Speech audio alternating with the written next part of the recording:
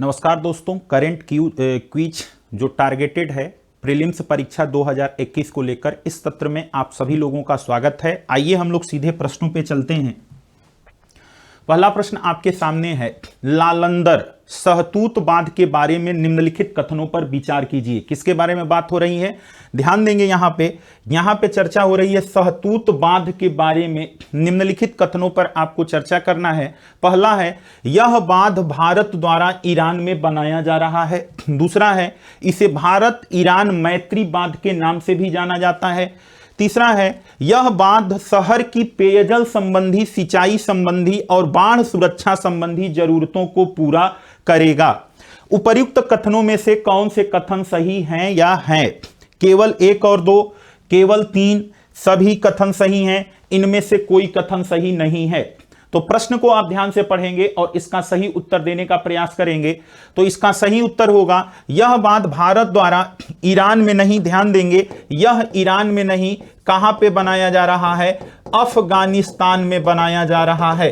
अतः आपका first statement गलत है। इसे भारत ईरान मैत्री नहीं बल्कि इसे भारत अफगानिस्तान मैत्री के तौर पर देखा जा रहा है। किससे? भारत अफगानिस्तान, यानी सेकंड स्टेटमेंट भी आपका रॉन्ग है। और यह बांध शहर की पेयजल, ध्यान देना, कौन सा शहर होगा? तो यह शहर होगा आपका काबुल, जो अफगानिस्तान का काबुल शहर है। काबुल शहर में जो बांध की बनेगा तो उससे वहां की पेयजल की सुविधाएं, सिंचाई की सुविधाएं क्या होंगी? संपन्न होगी। तो आपका तीसरा कथन यहां पर सही हो रहा है, इसलिए बी ऑप्शन राइट होता है। यहां पर देख लेते हैं, ऑप्शन बी इज राइट होता है। ध्यान देंगे कि इस समझौते पर अभी कल ही 9 फरवरी को सहतूत बांध के निर्माण के लिए जो समझौता हुआ वह भारत और अफगानिस्तान की सरकार के बीच जो है वर्चुअली यानी वीडियो कॉन्फ्रेंसिंग के माध्यम से हुआ। भारत के प्रधानमंत्री ने वर्चुअली उसे क्या किया? संबोधित किया और उस MOU पे सिग्नेचर किया। ध्यान रखिएगा कि यह क्या करेगा, लालंदर सहतूत जो है काबुल शहर, काबुल जो अफगानिस्तान का एक शहर है, वहां की आवश्यकताओं को पूरा करेगा। सिंचाई, पेयजल इत्यादि सुविधाएं वहां पर क्या होंगी? पूरी होंगी।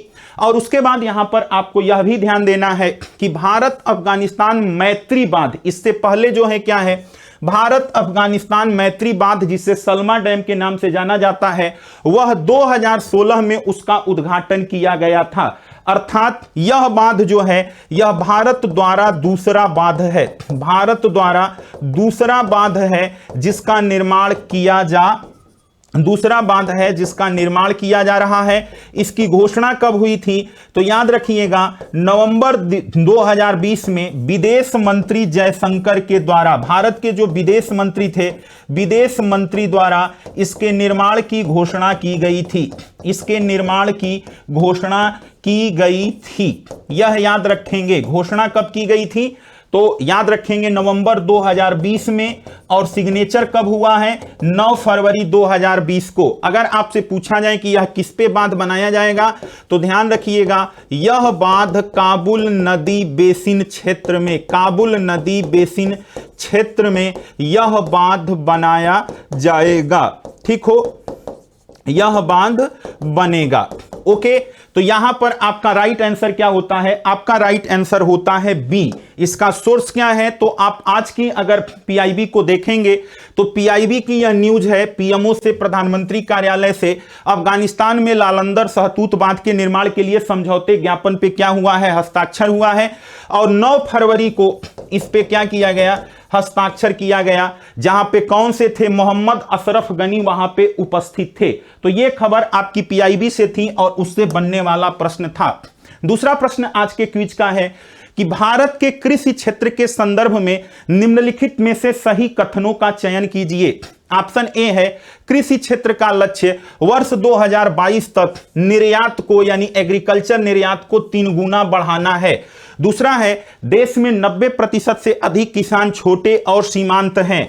तीसरा सी कथन है, हाल ही में भारत सरकार ने कृषि क्षेत्र के लिए 10,000 नए FPO खोलने की योजना की घोषणा की है। डी है, इस योजना के लिए बजट 2021-22 में 500 करोड़ रुपए का प्रावधान किया गया है। यह आपके एग्रीकल्चर से संबंधित कथन है। ध्यान देंगे, जब उत्तर देने का हम प्रयास करेंगे तो यहां पर 3 गुना नहीं होगा, यहां पर होगा 2 गुना, यानी निर्यात को 2 गुना करने का क्या किया गया है, लक्ष्य रखा गया है। देश के 90% किसान नहीं बल्कि 86% किसान जो हैं क्या है, छोटे और सीमांत किसान की श्रेणी में आते हैं। हाल ही में भारत सरकार के द्वारा 10,000 से अधिक एफपीओ खोलने का प्रावधान किया गया है, लेकिन इस योजना के लिए बजट में 500 करोड़ रुपए की घोषणा नहीं हुई है, इसलिए ऑप्शन डी भी गलत होता है और यहां पे आपका ऑप्शन सी राइट ऑप्शन होता है। तो सी इज राइट आंसर। ध्यान दीजिएगा, 3 गुना नहीं क्या होगा, 2 गुना होगा, 86%, और इसके लिए 6,865 करोड़ रुपए बजट में क्या किया गया, घोषित किया गया था। ओके, देखते हैं इसके सोर्स को। यह सोर्स भी आपके कहां से है, आज के पीआईबी पर यह प्रश्न आधारित है। कृषि एवं किसान कल्याण मंत्रालय की जो अधिसूचना है, केंद्रीय क्षेत्र की योजना जो है घोषित की गई है। क्या केंद्रीय क्षेत्र की योजना 6,865 करोड़ रुपए के कृषि भूमि उपजाने वाले 10,000 नए संगठनों का निर्माण और उन्हें प्रोत्साहन दिया जाएगा। एफपीओ के माध्यम से कृषि की एक स्थायी उद्यम में काया पलट होगी। ध्यान दीजिएगा, और यहां पे इन्होंने जो है कोड जो दिया है यह ध्यान से देखेंगे, क्या है, अनेकता में एकता की शक्ति यहां पर लिखा गया है। 10,000 करोड़ रुपए से केंद्रीय क्षेत्र की क्या की जा रही है, एक योजना जो है शुरू की जा रही है 6,865 करोड़ रुपए से, और वो क्या होगा, उससे 10,000 हम क्या करेंगे, एफपीओ की स्थापना करेंगे, जिससे हम क्या करेंगे, कृषि को एक स्थायी उद्यम में ट्रांसफॉर्म करेंगे। तो यहां से वो प्रश्न था। इस न्यूज को आप पीआईबी पर जाके क्या कर सकते हैं, देख सकते हैं। तीसरा प्रश्न आज के क्विज का आपके सामने है कि हाल ही में रैणी गांव क्या है, हाल ही में रैणी गांव चर्चा में रहा। इसके चर्चा में रहने के पीछे कारण क्या है। पहला यहां पे है, यह स्थान चिपको आंदोलन की जन्म स्थली रहा है। क्या है, यह आंदोलन चिपको आंदोलन की जो है जन्म स्थली रहा है। दूसरा स्टेटमेंट है, हाल ही में जो ग्लेशियर टूटा है, ग्लेशियर टूटने से जो बाढ़ आई थी, उस बाढ़ में यह गांव डूब गया था। अब आपको बताना है इनमें से कौन सा कथन सही है, केवल एक, केवल दो, दोनों, और न तो एक नहीं दो। तो ध्यान रखिएगा, चिपको आंदोलन की शुरुआत कहां से होती है, तो चिपको आंदोलन की शुरुआत इसी उत्तराखंड के इसी रैणी गांव से होती है। इसी गांव में जब लोग कहां गए थे, जब लोग वनों को काट रहे थे, तो वहां की महिलाएं निकलकर वनों से चिपक गई थीं और वनों को काटने से क्या किया था, रोका था, और इसीलिए उस आंदोलन का नाम चिपको आंदोलन पड़ा था। इसलिए फर्स्ट स्टेटमेंट बिल्कुल राइट स्टेटमेंट है।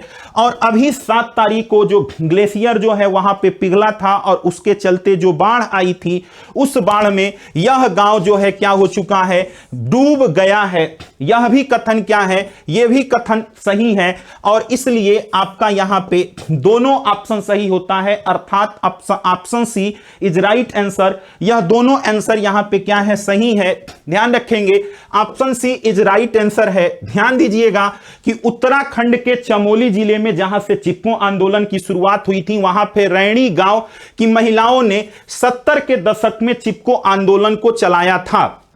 पेड़ काटने के सरकारी आदेश के खिलाफ रैणी गांव की महिलाओं ने जबरदस्त मोर्चा खोल दिया था। जब लकड़ी के ठेकेदार कुल्हाड़ियों के साथ रैणी गांव पहुंचे, तो रैणी गांव की महिलाएं पेड़ों से चिपक गई थीं। महिलाओं के इस भारी विरोध की वजह से पेड़ों को काटने का फैसला सरकार को स्थगित करना पड़ा था, और वहीं से चिपको आंदोलन की शुरुआत हुई थी। चिपको आंदोलन की यहीं से शुरुआत हुई थी। चूंकि यह गांव ग्लेशियर पिघलने से या ग्लेशियर टूटने से डूब चुका है, इसलिए आपका यहां पे प्रश्न आने की संभावना है। और इस प्रश्न को लिया गया है इस आर्टिकल से, आज के न्यूज़पेपर से आर्टिकल से। यह न्यूज़पेपर की आर्टिकल किसकी है, अगर ध्यान देखेंगे तो कविता उपाध्याय की यह आर्टिकल है, एडिटोरियल वाले पेज पे, जिसपे इन्होंने लिखा है डैम्स एंड डैमेज। तो ये जो आर्टिकल है, ये आपकी परीक्षा के पॉइंट ऑफ व्यू से क्या है, महत्वपूर्ण है। ग्लेशियर क्यों फटते हैं या ग्लेशियर क्यों पिघलते हैं, टूटते हैं, उन तमाम बातों की इसमें जानकारी दी गई है। और इसी के आधार पर जो प्री का प्रश्न बन सकता था, एक प्री का प्रश्न आपके सामने यहां पे रखा गया है। आगे अगर देखा जाए तो हाल ही में चर्चा में रहने वाला जो आपका राज्य उत्तराखंड किस भूकंपीय क्षेत्र में आता है। अर्थात आपको पता है कि भारत का भूकंप के आने की तीव्रता के आधार पर अर्थात सेस्मिक जोन के आधार पर उसकी मैपिंग की जाती है। यहां पे प्रश्न पूछा गया है कि उत्तराखंड जहां पे क्या हुआ है, अभी चर्चा में था, वो किस भूकंपीय जोन में आता है, भूकंप क्षेत्र 2 में, भूकंप क्षेत्र 3 में, भूकंप क्षेत्र 4 में या भूकंप क्षेत्र 5 में। तो यहां पे आपका राइट आंसर क्या होता है, भूकंप क्षेत्र 5। भूकंप क्षेत्र 5, ध्यान देना, भारत को 4 भूकंपीय जोन में क्या किया गया है, 4 भूकंपीय जोनों में बांटा गया है। उत्तराखंड जहां पे ग्लेशियर फटा था वह भूकंप क्षेत्र किसमें आता है, 5 में आता है। ध्यान दीजिएगा, भारत को मुख्यतः 4 भूकंपीय क्षेत्रों में बांटा गया है। शुरू कहां से होता है, भूकंप क्षेत्र 2.2, भूकंप क्षेत्र 3, भूकंप क्षेत्र 4 और भूकंप क्षेत्र 5। इसमें सबसे ज्यादा खतरनाक जो होता है वह भूकंप क्षेत्र 5 होता है। अगर आप देखोगे इसकी मैपिंग को मैं आपको दिखाऊं यहां पे, तो ध्यान दीजिएगा, उत्तर और उत्तर पूर्व में हिमालय की सीमा के कुछ हिस्से और पश्चिम में कच्छ क्षेत्र जो है वह भूकंपीय क्षेत्र के रूप में वर्गीकृत है। अगर आपको मैं यहां पे मैप दिखाऊं और मैप पे थोड़ा सा इसको जूम करूं तो ध्यान दीजिएगा, यहां पे जो डाटा आपको मिलेगा यह डाटा आपको देखना है और डाटे को मैं यहां पे नोट ही कर दे रहा हूं आसानी से, ताकि आपको क्या हो, समझने में हो आसानी हो, सुविधा हो। ध्यान रखिएगा, भारत का 59% भूभाग, भारत का 59% भूभाग जो है वह क्या है, 59% of the land area of India in liable to seismic hazard damage, यानी जो है भारत के भौगोलिक भूभाग का 59% क्षेत्र जो है वह भूकंपीय आपदा के लिए क्या है, उत्तरदायी है। अब आप देखोगे तो मैंने आपको बताया कि भूकंप क्षेत्र जो है वो 5 क्षेत्रों में बटे हुए हैं। यहां पर आप देखोगे कि अगर आपसे पूछा जाए कि सबसे ज्यादा भूकंप कहां पे आता है या खतरनाक कौन सा होता है, तो खतरनाक वाले भूकंप को देखोगे तो यह भूकंप जोन जो होता है ये आपका भूकंप 5 वाला होता है। और यहां पे अगर आप देखोगे तो यहां पे भूकंप की जो तीव्रता यानी परिमाण होता है वह 8 और IX से ऊपर होता है, यानी 9 और 8 के बीच में होता है। अगर भूकंप क्षेत्र 4 में चला जाए, यानी जो चौथा भूकंप क्षेत्र है, यहां पर आपका 8 और लगभग क्या होता है, 8 तक आता है। भूकंप क्षेत्र अगर 3 में चलोगे तो यह जो होता है यहां पर भूकंप की तीव्रता क्या होती है, यहां पर भूकंप की तीव्रता 7 होती है। और अगर भूकंप क्षेत्र 2 में पहुंच गए तो यहां पर 6 होती है। तो यही जो है 2, 3, 4 और 5 ये जो है आपके क्या है, 4 भूकंपीय जोन है। 2 में अगर आप देखोगे कि जैसे 2 से नीचे से ऊपर की ओर बढ़ोगे यहां पर क्या होता है, जोखिम बढ़ता जाता है। क्या होता है, जोखिम बढ़ता जाता है। अर्थात यह क्रम किसका है, जब आप नीचे से ऊपर की ओर जाओगे तो इससे जोखिम क्या होगा, जोखिम बढ़ेगा। जोखिम बढ़ेगा यानी जो जोन आपका 2 है, जोन 2 में जो है रिस्क की संभावना बिल्कुल न के बराबर होती है, जिसे निम्न जोखिम वाला क्षेत्र कहा जाता है। जोन 3 जो होता है यहां पर आपका मॉडरेट रिस्क होता है, यानी हल्का खतरा होता है। जब जोन 4 में हम जाते हैं तो यहां पर उच्च जोखिम वाला क्षेत्र होता है। और जोन 5 में जो क्षेत्र अवस्थित होते हैं वहां पर बहुत ज्यादा रिस्क की संभावना होती है, यानी वहां पे भूकंप के चलते विनाश की बहुत अधिक संभावना होती है। और इस तरीके से आप देखोगे तो 59% भारत का एरिया जो है वो क्या है, भूकंप क्षेत्र के अंतर्गत आता है। अगर मैप देखा जाए कि मैप में कौन सा क्षेत्र किसमें आता है, तो ये जो आप रेड से देख रहे हो, जिसको मैं यहां पे घेर रहा हूं, ये जो पूर्वोत्तर वाला एरिया है, ये यहां वाला एरिया, या फिर आप यहां पर देखोगे या ये है जो रेड कलर से है। ध्यान देना, जो रेड कलर से है यह भूकंप का 5वां क्षेत्र है। और आप देखोगे कि आपका उत्तराखंड क्या होता है, ऐसे ही है यहां पर। तो ये चीज जो है वहां पे क्या होता है, भूकंप के 5 जोन में आता है। इसके बाद जो हल्का पीला है, यानी जो इसके नीचे वाला क्षेत्र है, जिसको मैं यहां पे ब्लैक से दिखाऊं, यानी ये वाला जो एरिया आप देख रहे हैं जिसको मैं ब्लैक से सेट कर रहा हूं भाई साहब, ये चौथा क्षेत्र है। उसके बाद जो आप ये येलो कलर देख रहे हो, ये बीच बीच में जो येलो कलर देख रहे हो, यह जो भूकंप क्षेत्र है यह आपका तीसरा क्षेत्र है, यानी भूकंप जोन 3 है। और उसके बाद जो ये ग्रीन आपको दिख रहा है, क्या दिख रहा है, जो आपको ग्रीन दिख रहा है, यह ग्रीन वाला एरिया जो होता है यह भूकंप जोन 2 होता है। ध्यान दीजिएगा 2002 से यह मैपिंग की गई है, भारत को 4 भूकंपीय जोन में शामिल किया गया है। उत्तराखंड जो है आपके भूकंप 5 में अवस्थित है, और जैसे जैसे जोन की ग्रेडिंग बढ़ती है 1 2 3 4 5 वैसे वैसे जोखिम क्या होती है, बढ़ती चली जाती है, वहां पे उतना ज्यादा खतरा आता है। तो इस बात को आपको यहां पे क्या करना है, ध्यान में रखना है। यह कहां पर अवस्थित है, यह भी जो है आज के न्यूज़पेपर्स की खबर है, डैम एंड डैमेज, जो कविता उपाध्याय की जो आर्टिकल आई है आज के न्यूज़पेपर में, वहीं से यह प्रश्न आपका बनाया गया है। बढ़ते हैं अगले प्रश्न की तरफ और देखते हैं अगला प्रश्न क्या है। अगला प्रश्न यहां पे यह है, ट्रांस वसा के बारे में निम्नलिखित कथनों पर विचार कीजिए। ट्रांस वसा के बारे में आपने सुना होगा, जो हम लोग खाद्य तेलों का प्रयोग करते हैं या औद्योगिक तेलों का प्रयोग करते हैं, आयल्स का, उसमें जो है ट्रांस वसा होती है जो हमारे स्वास्थ्य के लिए हानिकारक होती है। उससे संबंधित कुछ महत्वपूर्ण कथन है। पहला कथन यहां पर यह है, 1 जनवरी 2022 से भारत में खाद्य उत्पादों में प्रयोग होने वाला औद्योगिक ट्रांस वसा 2% तक सीमित होगा। पहला स्टेटमेंट क्या है, 1 जनवरी 2022 से भारत में खाद्य उत्पादों में प्रयोग होने वाला औद्योगिक ट्रांस वसा 2% तक सीमित होगा। दूसरा स्टेटमेंट है, इस निर्णय से भारत WHO के लक्ष्य को 1 साल पहले ही प्राप्त कर लेगा।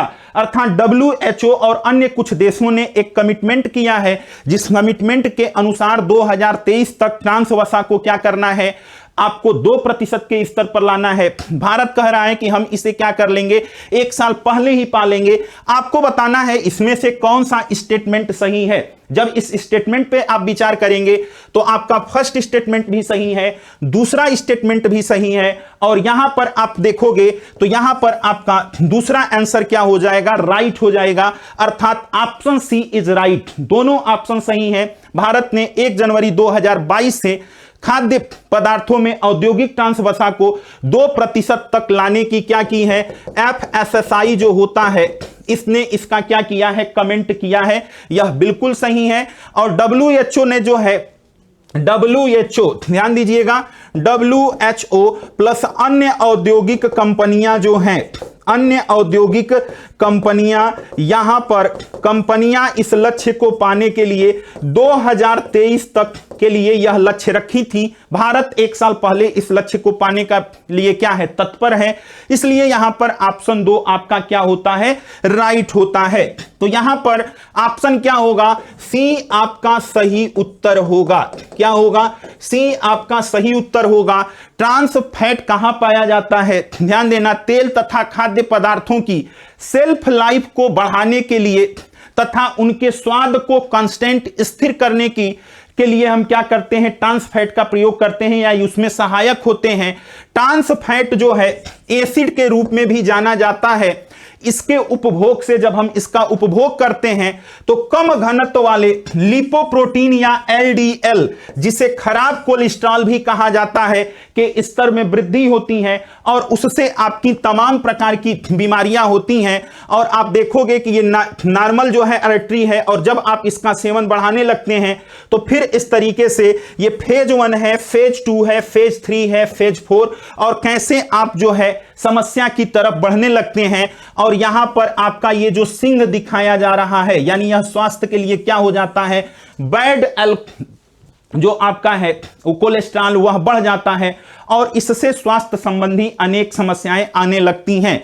इन्हीं समस्याओं से निपटने के लिए क्या किया गया है, TFA को, धमनियों को क्या करता है, TFA यानी ट्रांस फैट जो होता है वो क्या करता है, धमनियों को रोकता है, और परिणाम स्वरूप क्या होता है, उच्च रक्तचाप, दिल के दौरे और अन्य हृदय संबंधी समस्याएं या विकार पैदा होते हैं। साथ ही यह उच्च घनत्व वाले लिपोप्रोटीन या उसके स्तर को क्या करता है, कम करता है। यह बात आपको ध्यान में रखनी है। और इसी समस्या के समाधान के लिए क्या किया गया, ट्रांस फैट की मात्रा को कम करने पर विचार कम किया जा रहा है। क्या किया जा रहा है? कम किया जा रहा है। आज भी आप द हिंदू की आर्टिकल पढ़ोगे तो कटिंग ट्रांस फैट नामक क्या है, एडिटोरियल आया है। उस एडिटोरियल से यह प्रश्न है, यहां पे काफी छोटा दिख रहा है। आप जब इसका पीडीएफ लेगो तो उस पीडीएफ में आप इसे बेहतर ढंग से पढ़ सकते हैं। ध्यान दीजिएगा, डेनमार्क वह पहला देश है विश्व का, डेनमार्क क्या है, पहला देश है। डेनमार्क पहला देश है जिसने क्या किया है, ट्रांस फैट को, जिसने ट्रांस फैट को 2% तक सीमित कर दिया है। 2% तक क्या किया है, सीमित कर दिया है। यह याद रखिएगा, डेनमार्क पहला देश है।